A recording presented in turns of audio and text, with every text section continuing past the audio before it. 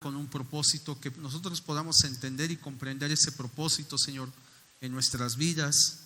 Y Padre, que a pesar, como dice este canto, de lo que pueda venir, nosotros siempre te agradezcamos, nosotros siempre te amemos, a pesar de las circunstancias a veces tan difíciles y tan adversas que se pueden presentar, Señor.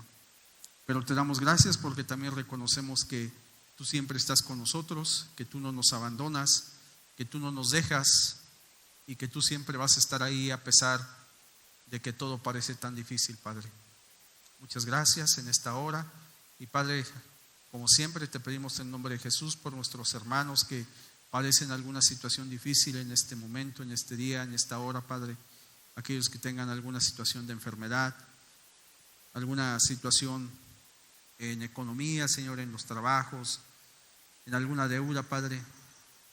Señor, así mismo por las familias, por los matrimonios, por los hijos, las esposas, los esposos, Padre. Y por cualquier situación que se pueda presentar, de la índole que sea, te pedimos en el nombre de Jesús que tú nos ayudes, que tú proveas, Señor, que tú hagas tu voluntad, pero sobre todo que tú nos enseñes a cada día crecer y confiar más y más en ti, Padre. Muchas gracias por todo. Te bendecimos y te alabamos en el precioso nombre de tu Hijo amado Jesús. Amén, Señor. Amén, hermanos.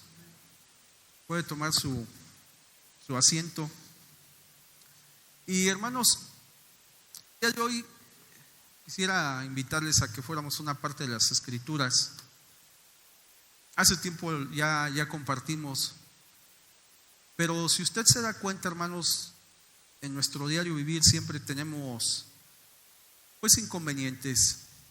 Siempre se presenta algún problema, algún contratiempo, en todas las índoles, hermanos, en todo lo que nosotros vivimos. En ocasiones parece que es más difícil, puede ser la escasez de un trabajo, la situación económica, los problemas familiares, hermanos. ¿Cuántos matrimonios no llegamos a pasar por crisis? ¿Cuántos matrimonios hay una rebeldía total, absoluta de parte de alguna de las partes a someternos a la Escritura, hermanos? Y eso nos conlleva a tener problemas. ¿Cuánto es un evangelio ligero? Me encanta cuando el apóstol Pablo les dice a los Gálatas, no que haya otro evangelio, pero sabe, el día de hoy se predican aparentemente muchos evangelios en el nombre de Jesús. Y todo eso nos conlleva a situaciones difíciles, hermanos. Las enfermedades, no se diga. ¿Cuántos no padecemos alguna enfermedad, algún malestar? Pero, hermanos, todo esto, a los que amamos al Señor, como dice Romanos, todas las cosas nos ayudan a bien. Es complicado, es difícil, pero Dios es así, hermanos. Dios actúa de esa manera. Dios siempre va a actuar así. Dios es un principio que nosotros debemos de aprender. Dios nos va a bendecir, Dios va a proveer, sí, pero yo tengo que confiar y creerle en Dios, porque queremos que hay un efecto contrario. Quiero que primero Dios me bendiga, quiero que primero Dios me sane, quiero que primero Dios arregle todos mis problemas, y entonces después de todo eso tal vez yo crea en Dios, tal vez yo obedezca a Dios, tal vez yo siga a Dios. Pero Dios no actúa de esa manera, hermanos. Y yo quiero invitarle a la segunda carta de Corintios,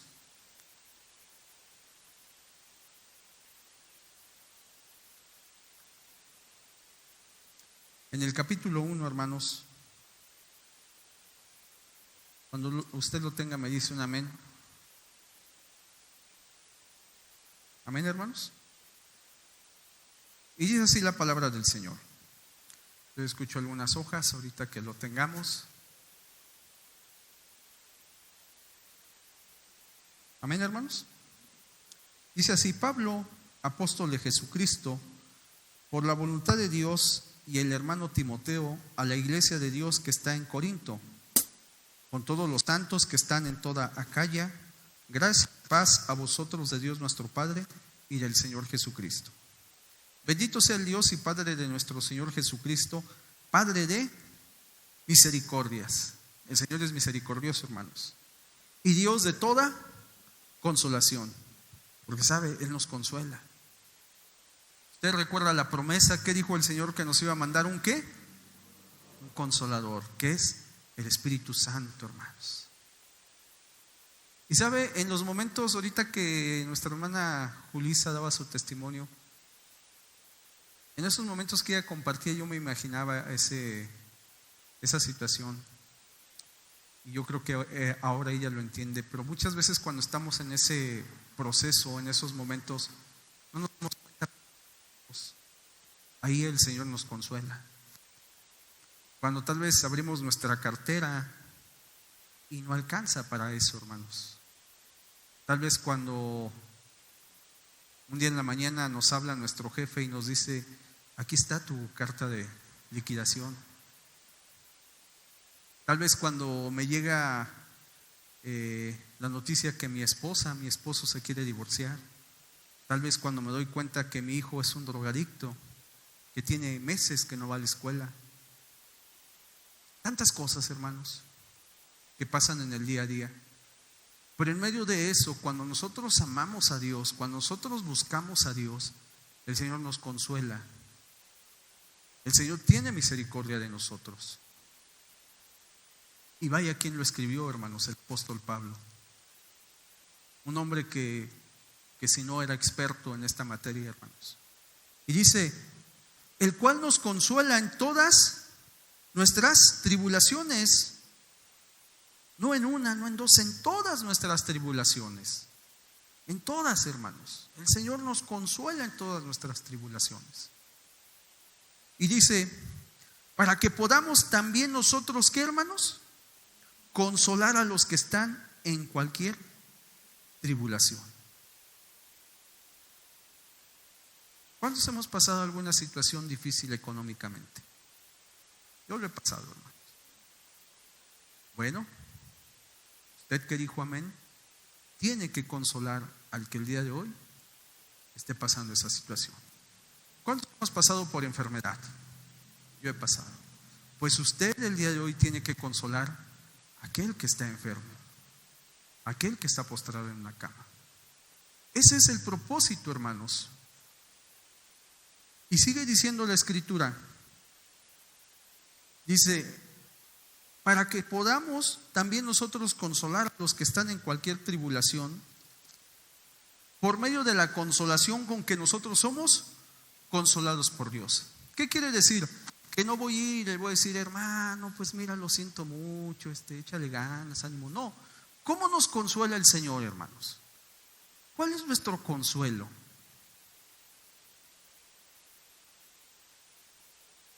No pierda su escritura. Yo ayer compartía con unos hermanos precisamente en la mañana cuando salía de la casa de ustedes. El Señor me daba el Salmo 37, es un salmo muy conocido, pero el Señor me daba el versículo 4 y el versículo 5. Y el Salmo 37 en el versículo 4 dice: deleítate a sí mismo en Jehová, y Él te concederá las peticiones de tu corazón. Y aquí está el principio del que le hablé hace un momento. ¿Qué me dice el Señor? Aflígete, llora, lamentate, reniega. Las anteriores se valen, renegar no. Puedo llorar, me puedo afligir, ¿sí? Porque soy un ser humano. Renegar no. Pero el Señor no me dice eso. El Señor, ¿qué me dice? Deleítate. ¿Se da cuenta cómo Dios no va con nuestra lógica? ¿Cómo Dios no va con nuestros principios? Deleítate. ¿Qué es deleitarse? Es cuando uno siente un gusto, un placer. El Señor dice: deleítate en mí. ¿No tienes trabajo? Deleítate en mí. ¿Tienes problemas con tus hijos? Deleítate en mí. ¿Cómo nos podemos deleitar? ¿Alguien estuvo el jueves aquí en la reunión? Bueno, si no estuvo el jueves, prácticamente no le puedo yo exigir, pero me voy a tomar la libertad de decirle: le exijo que escuche el mensaje del jueves. Y esa es la manera en cómo nos podemos deleitar. ¿Cómo? A través de su palabra, a través de la Escritura, hermanos.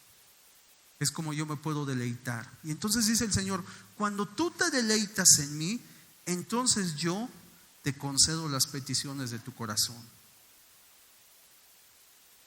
Porque nosotros muchas veces vemos al contrario, Señor, si tú me bendices, si tú me das, si tú me ayudas, entonces pues sí me voy a gozar, y venimos y aplaudimos y nos gozamos. Pero no solamente es aquí, hermanos, es en toda nuestra vida. Y luego dice el versículo 5, encomienda a Jehová tu camino, ¿y qué? Y confía en Él. Ahí hay otra palabra bien importante, confía en Él, fe.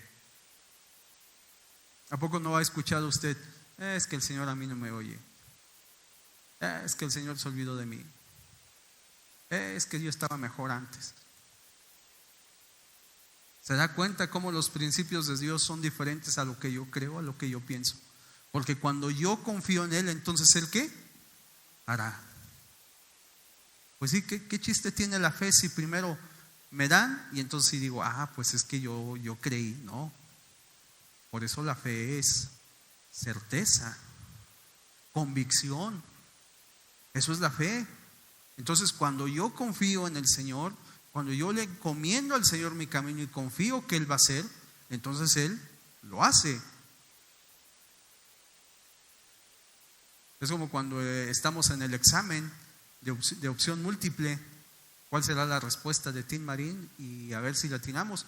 Así muchas veces, pues sí confío en el Señor, pero ya dentro de mí estoy pensando, no va a pasar, no va a suceder, no va a llegar, el Señor no lo va a hacer. Ya no estoy confiando, hermanos. Entonces, decíamos ahí en Corintios, si usted, espero no se haya perdido, dice, por medio de la consolación con que nosotros somos, ¿qué? Consolados por Dios. ¿Cómo nos consuela Dios? A través de su palabra, a través de esta escritura o de otra escritura más. A través de estos mensajes es como el Señor nos consuela con su palabra, hermanos. Por ejemplo, ese versículo que nombrábamos de Romanos, todas las cosas nos ayudan a bien. Pero ¿qué tan verdad es en nuestra vida? Todas las cosas nos ayudan a bien. ¿Qué tan real es? ¿Qué tan verdadero es? En todas las áreas, los matrimonios, cuando tenemos alguna dificultad, ¿qué tan real es cuando la esposa se tiene que sujetar a su marido? Todo se vale, pero nunca toquemos ese tema con la esposa. O hay esposas que, cuidado, no podemos tocar ese tema. Es hasta ofensivo. ¿Qué tan real es cuando predicamos y decimos, hermanos, por tanto el hombre dejará a su padre y a su madre, y de pronto brinca el esposo, brinca la esposa? No, eso es un error. ¿Cuántos padres no sueltan a sus hijos y los llevan a divorcios, a fracasos? ¿Cuántos no estamos dispuestos a cortar las cadenas espirituales? Y así una serie de situaciones, hermanos. ¿Por qué? Porque no queremos entender los principios del Señor. Por eso todas las cosas me ayudan a bien. Esto es los que conforme a su propósito son ¿qué? Llamados. Si yo amo a Dios, todo me ayuda bien. Entonces cuando la palabra me dice, tengo que dejar de hacer algo, me ayuda. ¿Por qué? Porque le amo. Pero cuando yo no amo a Dios, claro, nunca vamos a decir que no amamos a Dios. En este momento nadie de nosotros diría no amo a Dios, pero mis hechos lo dicen. ¿Por qué? Porque adivine quién tiene la culpa, el predicador. Es que el hermano Ariel dice puras incoherencias, le falta estudiar la palabra. Es que el hermano Alejandro es muy extremista, necesita ser más tolerante. ¿Por qué, hermanos? Porque no amamos a Dios. Porque cuando amamos a Dios, la palabra nos consuela, la palabra nos corrige. La palabra hace esa obra en nuestra vida. Cuando yo lo entiendo, entonces yo tengo esa capacidad en el Señor de ir y de consolar, de animar a otros. Cuando yo lo entiendo, yo puedo ir y puedo platicar con otro matrimonio y decirle, mire hermano, mire hermana, pues es que tienen que cambiar esto. No se vale ir a casa de papá a quejarme toda la vida de mi esposa. No se vale ir a la casa de mi mamá a quejarme toda la vida de mi esposo. Eso no habla la Biblia. Oye, hermano, es que mi hijo. Bueno, la Escritura dice que agarres una reglita. Me acuerdo de nuestro hermano que decía, conforme está el niño es el correctivo. Ahora no, ahora cuidado, ¿no? Ahora creo que los niños son los que mandan.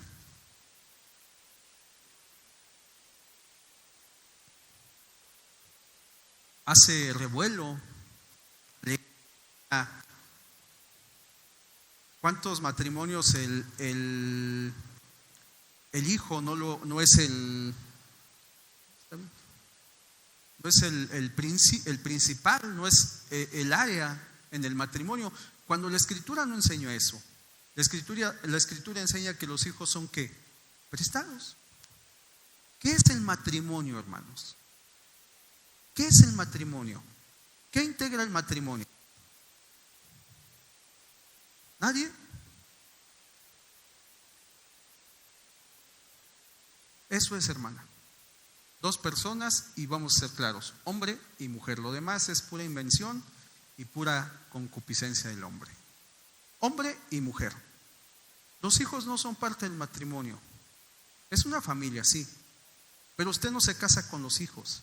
Eso me duele, pero eso dice la Biblia. Y así, hermanos, podemos hablar de tantas cosas, de tantas cosas.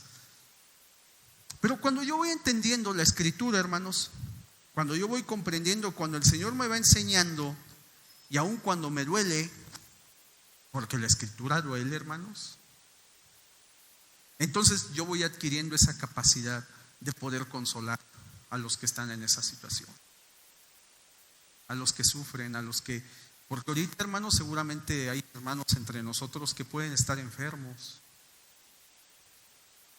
Una llamada telefónica, hermanos, un mensaje, una oración, todo eso cambia, todo eso hace la diferencia, hermanos. Y sigue diciendo la Escritura, hermanos, en el versículo 5, porque de la manera que abunda en nosotros las aflicciones de Cristo, así abundan también por el mismo Cristo nuestra consolación. Pero si somos atribulados, es para vuestra, ¿qué, hermanos? Consolación y salvación. O si somos consolados, es para vuestra consolación y salvación, la cual se opera en el sufrir las mismas aflicciones que nosotros también padecemos. Hermanos, tenemos que entender que es un propósito de parte de Dios. Y me acuerdo esa parte de la Escritura, si no me falla, creo que es el apóstol Pedro, cuando dice tener por sumo gozo cuando nos encontremos en diversas pruebas. Oye, hermano Pedro, está bien que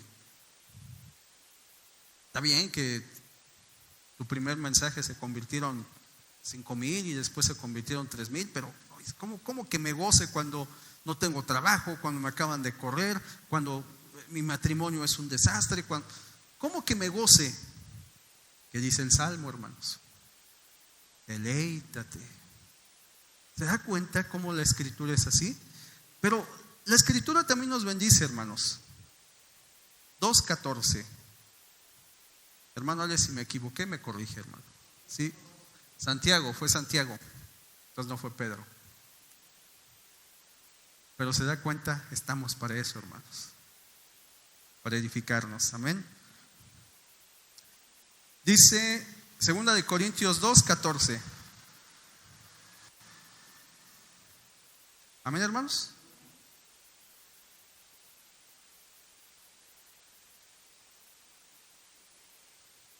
Dice: mas Dios gracias, el cual nos lleva siempre en triunfo de Cristo Jesús y por medio de nosotros manifiesta en todo lugar el olor de su conocimiento.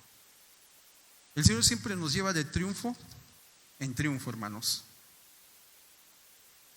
Y vamos un poquito más adelante, perdón, hermanos. Ese no era el texto que quería, ahorita lo vamos a tocar eso. Vamos al 4:7 del mismo 2 Corintios, hermanos. Hoy tenemos cena, ¿verdad, hermanos? Ok. Amén, hermanos. 4:7. Dice, pero tenemos este tesoro en vasos de barro para que la excelencia del poder sea de Dios y no de nosotros. ¿Qué tesoro, hermanos? Porque aquí también es bien importante. Todo esto que acabamos de hablar, hermanos, es algo que Dios nos lo va dando a nosotros. Y esto nos ayuda a crecer y nos ayuda a edificarnos como cuerpo en Cristo. Pero la palabra también nos dice, pero tenemos este tesoro. ¿Qué tesoro, hermanos? Todo esto es lo que hemos hablado. Todo lo que el Señor nos va dando. Y lo tenemos en vasos de barro. ¿Por qué, hermanos? Nos dice la Escritura, para que la excelencia del poder sea ¿de quién? De Dios y no de nosotros. Porque entonces pasa esto, hermanos, lo que se da. A lo mejor algunos lo hemos vivido. De pronto se dice, hermanos, va a haber una cruzada, ¿no? Que es muy común ese nombre. Ahí en mi pueblo les decían una campaña, pero bueno, de más altura, una cruzada. Y viene el profeta, viene el apóstol, y ahí vamos. Pero cuando entendemos que la excelencia está en vasos de barro, que no está en el hombre, cuando nosotros entendemos que ese tesoro está en vasos, para que la excelencia del poder sea de Dios y no de nosotros, hermanos. Entonces, cuando yo más entiendo y más comprendo que la Escritura, a través de la Escritura me va a dar todo, hermanos. Que la Escritura me da el conocimiento, que la Escritura me da el gozo, me da la consolación. Y no que Dios no use a nuestros hermanos, claro que sí. ¿Cuántos podemos decir en alguna ocasión? No, pues es que mi hermano oró y yo fui sano. Y yo reconozco que no fue mi hermano. Que Dios usó un vaso de barro para que yo reconozca que la excelencia del poder es de Él. Que estoy pasando un momento difícil económicamente y de pronto tocaron a la puerta de mi casa y era el hermano X y me llevaba una despensa. Ese día me invitó a comer. Por ahí uno de nuestros hermanos, no sé si se acuerda, que nos compartió, y ese hermano debería de compartirnos más testimonios. Está por aquí entre nosotros, pero no digo quién. Él nos compartió, usted recuerda ese día que él decía yo no tenía que comer. Y él nos dijo, Dios no me dejó, Dios me proveyó. Pero no fueron los hermanos, no fueron los familiares, no fueron los amigos. ¿Quién fue? Dios, hermanos. Porque todo este tesoro está en vasos de barro, porque Dios es el que nos da. Hermanos, debemos de animarnos. Fíjense más adelante lo que dice. Hace muchos años, hermanos, este versículo que le voy a leer, que le acabo de leer y los siguientes, para mí fueron una fortaleza bastante de parte de Dios que me ayudó, porque, híjole, yo no le hallaba ya sentido a la vida, y ahora que ha pasado el tiempo digo, bueno, tal vez dejé pasar muchos años preocupándome por algo que al final del día no valía la pena, hermanos. Y dice así la Escritura, el 4:16. Por tanto, no desmayamos. Antes, aunque nuestro hombre exterior se va desgastando, el interior, no obstante, se renueva de día en día. ¿Cómo es esto, hermanos? Nos habla de nuestra naturaleza física, pero ese hombre interior, hermanos, es nuestro espíritu. Nosotros, ¿cómo podemos, hermanos, renovarlo día a día? Pues a través de la palabra, hermanos, a través de la Escritura. Y luego dice, porque esta leve tribulación momentánea produce en nosotros una cada vez más excelente y eterno peso de gloria. Y dice la Escritura, no mirando nosotros las cosas que se ven, sino las que no se ven. Pues las cosas que se ven son temporales, pero las que no se ven son eternas. ¿Cómo es esto, hermanos? Nosotros estamos acostumbrados siempre a lo que vemos, a lo que podemos tocar, a lo que podemos oler. lo que podemos percibir, hermanos. Pero la Escritura nos enseña que no. ¿Qué dice Colosenses 3:1, hermanos? Que busquemos ¿qué? Las cosas de arriba, esas cosas que no vemos, esas cosas que no conocemos. Y dice la Escritura, pues las cosas que se ven son temporales, pero las que no se ven, hermanos, son eternas.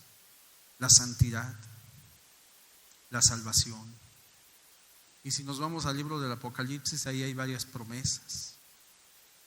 Y si buscamos promesas eternas, hermanos, son cosas que no se ven. Y quiero terminar, hermanos, animándonos unos a otros a que sigamos adelante, a que a pesar de las circunstancias, a pesar de lo que pueda pasar, nos animemos. Quiero compartirle esta parte de la Escritura, hermanos. En el versículo 8 del mismo capítulo que estamos leyendo, el apóstol Pablo dice así: que estamos atribulados en todo, mas no angustiados; en apuros, mas no desesperados; perseguidos, mas no desamparados; derribados, pero no destruidos. ¿Se imagina usted, hermano? Derribado. No sé si usted alguna vez ha visto alguna, pasa en la vida real, pasa más en la ficción, alguna pelea de box, cuando derriba a su oponente y va y le cuentan, y de pronto aquel oponente se levanta y coloquialmente le llamamos le da la vuelta, y resulta que el que cayó a la lona al final termina derribando al otro y ganando. Haga de cuenta que así somos nosotros. Podemos estar derribados, hermanos, pero no destruidos. Puede ser que el día de hoy mi vida esté, yo se lo comparto. Alguna vez mi esposa se ha de acordar, me acuerdo que una vez me dijo algunos proyectos de vida, y yo le dije, pues es que yo no le hallo sentido a la vida, yo no tenía ningún sentido, hermanos, para mí, pero yo no entendía esto, y ahora lo comprendo. No importa, hermanos, como dice el canto que acabamos de entonar, no importa lo que pueda venir. Nosotros debemos de estar siempre considerando que la circunstancia que esté en nuestra vida, el Señor siempre va a estar ahí, hermanos. El Dios de toda consolación siempre va a estar ahí. Pero no olvidemos que nosotros debemos de tomar también ese paso. No olvidemos que nosotros también debemos deleitarnos en el Señor. ¿Es difícil? Claro que es difícil, hermanos. Claro que es muy difícil. Pero así es Dios, hermanos. Dios nos está observando y Dios está ahí. Sí. A dar paso, hermanos, a mi hermano, lo que sigue, que es la cena, y que Dios les bendiga, hermanos. Gracias, hermanos.